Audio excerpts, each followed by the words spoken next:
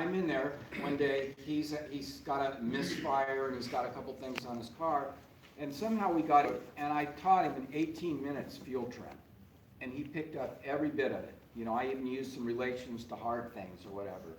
And I said, now what you need to do is you need to go buy a little scanner at AutoZone or whatever, and you need to plug it in, and you need to do this stuff. And he fixed the car, you know, and it was just a vacuum leak under the air cleaner thing. But he was all jazzed about it, and they started scheduling my appointments, you know, when I went in, like at 4 in the afternoon. I go, I don't want to come in at 4 in the afternoon, I'm coming in the morning. I'm retired, you know. Well, he can't really see you then. It's because they want to pick your brain, and they want to do it at the end of the day because the other customers go, I didn't sit in here, or patients, 20 minutes, where have you been? Well, I've been learning about cars because I like them. And, you know, this guy, once we got into misfire, and I ended it, I said, you know, I have a P0301, and that's all I have, you know. If that goes bad, I don't have any more cylinders. You know, we're talking about an 8-cylinder, so let's talk about me now. But, and the last one is the dermatologist, you know, he's sitting there, he's going to freeze off a little thing with the liquid nitrogen, and he's going at it like this, and he goes, why do they put nitrogen in tires? And I'm going, oh my God, I'm going to attack this dude. So I start to open my mouth, and he goes, well, I know the molecule is larger, so it's not going to bleed through the rubber, and that's going to hold the air pressure longer, and it also is going to run cooler. So it's like, dude, why am I even talking to you? So they're really smart, but they really have it actually kind of easy. So let's talk about them. Question. Yeah. Did you bill them? No, I didn't bill them. I should. I should. You know what? I'm going to do that next time. I need my $20 copay. Yeah. Yeah, I think I'll do that. So, how many guys have been to a scope class? Obviously, you've been with Bernie, right? Yeah. Here's a scope pattern. This scope pattern is not an engine, is it? But it's still a scope pattern. It's voltage versus time. Just take a look at it for a minute. Take a breath and just, now, spikes are going to be going downwards, but don't look at that part of it. Oh, let me blow it out. I got some sign language back there. I won't tell you what it was. Okay. Don't worry about the downward spikes, because that's just the way they've got a bunch of leads hooked up on the heart, and they're in different areas. The A's are atriums and the B's are ventricles. But that aside, just look at the spacing, the frequency, the amount of time. Does it look, what do you think? Does it look like a pretty normal pattern? Yeah, it's pretty much a normal EKG. This is the ventricles, this is the atrium, and this is the ventricles, the bottom part of the heart. Now you might say, well, why the hell am I going there with this? Okay, it's the same thing. I can read an EKG, and my cardiologist can read a scope pattern, because I brought one in. I probably set myself up. I brought it in, I printed out a pattern, I said, this is this, this is this, he goes, and it's just like, oh, okay, I got it. It's amazing. The dudes are really smart, and you know, they just got it together. Now, we will back this up here, and then I'll zoom it in a minute. Okay, this is the parts of an EKG. You've got the P wave, which is the signal of coming down from your brain to the heart, and then you have the atrium. This part's interesting here. It's the depolarization of the heart getting ready to fill the ventricles and push the blood out. I call it a sync pulse. Okay, and you'll see here in a little bit. So you look at all that stuff and you realize it doesn't matter what model car it is as far as a human being goes, the pattern should always be the same. Now we'll move over to this guy.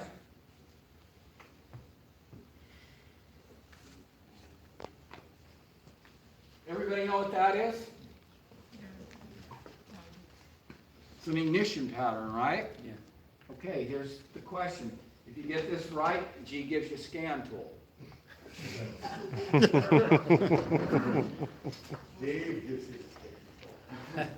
Is this a primary or a secondary pattern? I'll give you this much. It's a GM HEI pattern. So it's old school electronic ignition. Gonna look right there. You are absolutely correct. You want a card out? What do you want? And how do you know that it's a secondary pattern? Oh, shoot. I'm gonna take you to Vegas. See right there? Okay, that was a neat thing about GMHEI. The two patterns really looked a lot the same. But in a secondary pattern right here, this is coil buildup, which matches up with the dwell time in the primary pattern, or it will be a clean break. You know, also when you snap the throttle, the dwell will move back and forth. It's what they call variable dwell.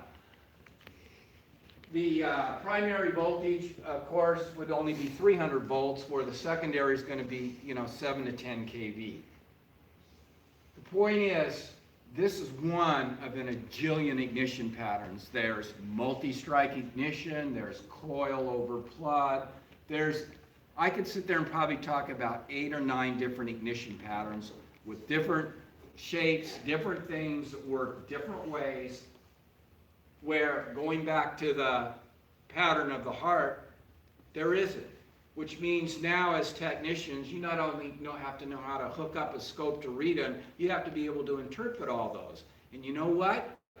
You can't sit there and be an expert on them. As long as you know that this is inductive kick in the primary, the firing voltage, the burn time, the coil oscillations, and the coil buildup, and it's going to repeat itself, and the dwell should vary on it to keep the saturation of the coil, you're fine.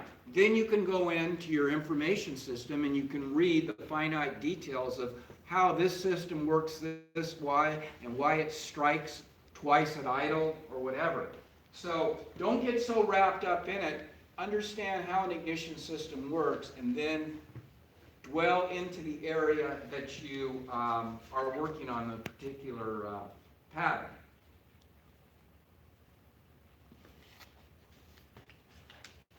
All right, one last one. Look at that guy. It's an EKG. That one doesn't look quite as good, does it? If that was yours and the doctor showed it to you, knowing that you know how to read a scope, what would you think? You need a stent. Think that things like me, you'd be laying on a freaking table getting ready to have them paddle you. Yeah, because we can see here the frequency changes. We've got a couple places where the atrium pops in twice. It's like a multi-strike ignition. On this thing, the top of the heart's going twice as fast as the bottom, and it's changing speed about Too hard to keep it zoomed. beats per minute. And anyway, that was a picture of me, but the point is, a scope guy, you can look at this and know immediately that you have a problem. But again, with all these patterns and stuff, there's different characteristics. So once you know how the voltage, the time, the frequency, and everything all works, and how you have to make sure to measure the amplitude of the signals and all that, then you can dwell into the individual aspects of how that particular signal is. And with that, I'll just back up here. The cool thing, I was laying there and I was watching this thing, and I was asking the guy stuff, and I go, oh, that's the depolarization part. And this doctor looks at me and goes, well, how do you know that? And I go, well, that's like a sync signal. That's where everything starts. So they're getting ready to electrocute my butt, and the guy just turns on his machine, and of course they put you out because you really literally jump off the table. And I said, so you're just going to zap me? And he goes, no. He says, we're going to watch for these pulses. So what those machines do when they cardiovert you is they analyze the signal, and they look for the spikes. And they know at that point, when that depolarization happens, that's when to nail you. Not when it's, halfway through some cycle. So I'm going, oh, that makes sense. My wife's just sitting over there freaking out in the corner. And I go, that makes sense. And so I asked him the dumbest question in the world. And I go, okay, but when someone's laying on the ground, they just take the paddles and go like that. And finally, he figured it out, and he says, dude, they don't have a sync pulse. It doesn't matter when you hit them. You want to get a sync pulse into it. And by that time, the anesthesiologist had it, and put me down. But the whole thing is, in the short time that I talked to the ER guy and stuff, and our little communication, he learned something and I learned something. And they're just, so that's why you kind of have to, as you diagnose, kind of think like a doctor. You have to run the business, like a doctor. Okay, now we're going to do a case study. I'm just going to show you a movie here. And I just want to get your comments on it. Okay? It's a Jaguar, all right? But it's probably not the type of Jaguar you're thinking about. So just watch the video, and then we'll talk about it a little bit. It's just real quick. Here in the Pantanal wetlands of Brazil, even feared predators can't relax for long. Spotting its prey from the riverbank, this jaguar silently swims towards a caiman basking in the sun.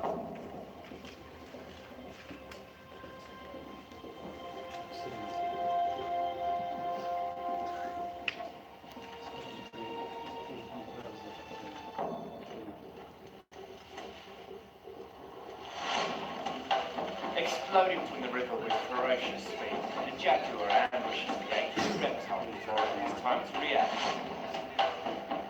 In a clinical kill, the cat sinks its teeth and claws into the back of the unsuspecting crocodilian before whisking it away with astonishing ease. It seems nowhere is safe while this beast is on the prowl.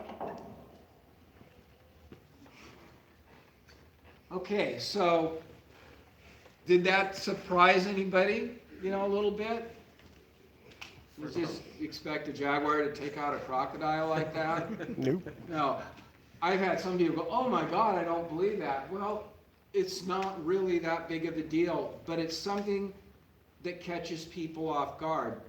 They weren't expecting it. And then you sit there for a while and go, gee, I just didn't expect that to happen. And then you read about it. Maybe you go do some research and go, why did that actually happen? So you're going to go out to the internet. This is one of our best resources. But make a note if you need to. You don't always jump on the first thing you see. It's like a doctor. You need a second opinion of what's going on. Sometimes you land in those forums, those car forums. Some guy says, I took a breaker bar, it was 500 foot-pounds, and I twisted that, and it fixed it. And you're going, oh my God, what did the guy do to the car? But we know there's a lot of valuable information out there. When I get a trouble code now, I just type it in the internet, the name of the car, P, whatever, boom, and I see what comes up. Just to start getting some ideas, because it's quick, and it's clean, and it gets me into the thinking process. Well, when you compare the kitty cat to the crocodile, you find out that this guy is pretty bad. He's got a bite of 1,110 foot-pounds. He took that croc and he just grabbed him and snapped his brain stem and drug him off into the water and then off somewhere in the bushes and ate him and had dinner with him. Now, sure, if the jag goes into the water or something, then he's not at an advantage there, and the croc's probably going to get him. But when you start reading about it, you realize, geez, now I can see why that problem happened. It wasn't really hard for that to happen at all. So this is part of what we call researching, to validate a theory or enforce something that we already think is going on, maybe based from experiences that we've had in the past. So now you know that, did you see how quick that croc took off too? Man, they're fast.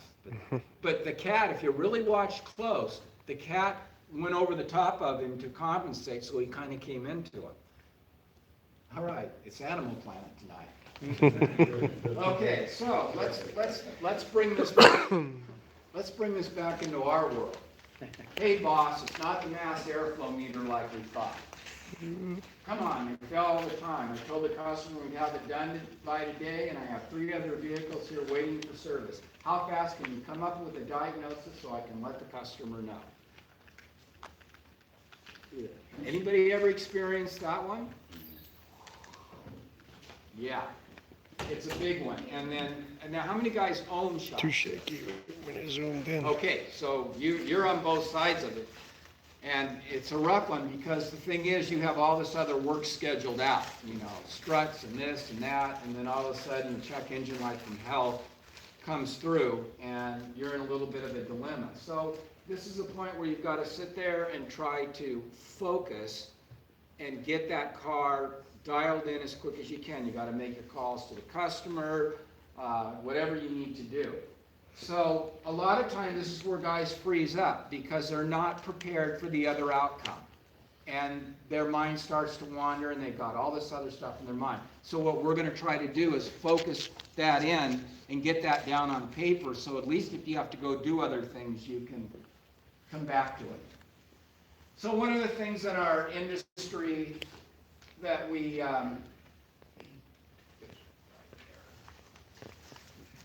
in most cases, the diagnostic time will, versus a repair time, it'll take longer to diagnose it than to repair it. Not all the time now because of the way the engines are designed and all the manifold induction systems and everything.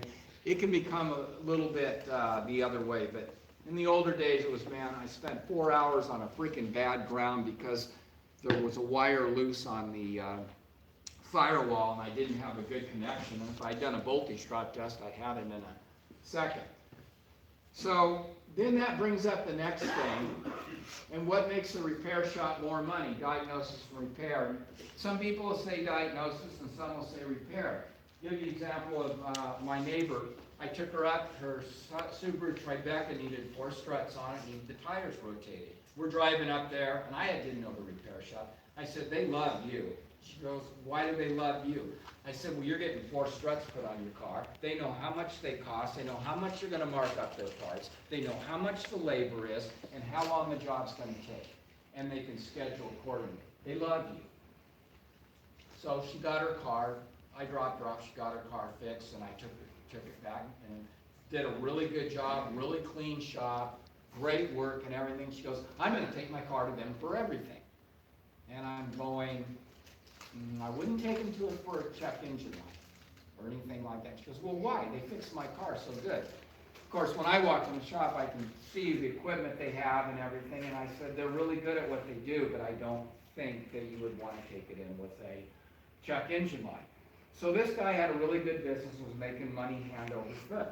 Normally, most of the shops will say that they make the money on the service.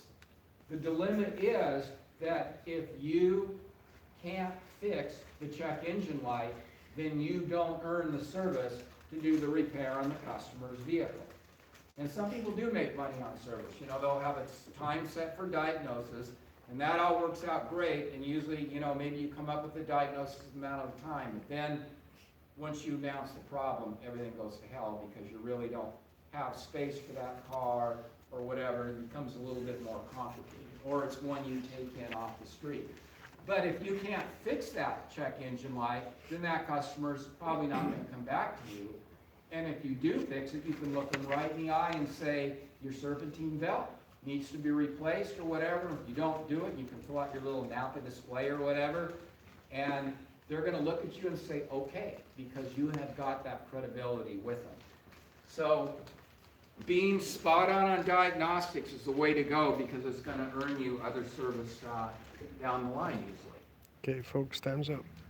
Okay, see this poor guy right here?